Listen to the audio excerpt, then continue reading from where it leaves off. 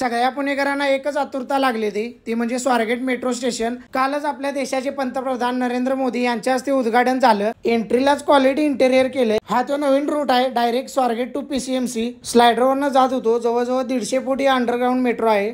आतमध्ये सगळीकडे वेगवेगळे बॅनर लावले होते संस्कृतीचे. तिकीट काउंटरला तिकीट घेतलं. स्वारगेट टू पीसीएमसी 30 रुपये आहे. इथं तुम्ही ऑनलाईन तिकीट पण काढू शकता आणि या मशीनवर गुगल पेला स्कॅन करून पण ऑनलाईन तिकीट काढता येतं. तिकीट स्कॅन करत होतो. ग्रीन लाईट लागल्याशिवाय आतमध्ये काही सोडत नाही. पूर्ण अंडरग्राउंड असल्यामुळे 3 मजले खाली जायला लागते. तेवढ्या ते मागणं कार्यकर्ता आला. स्लायडरवर निवांत उभा सोडून चालत जायला.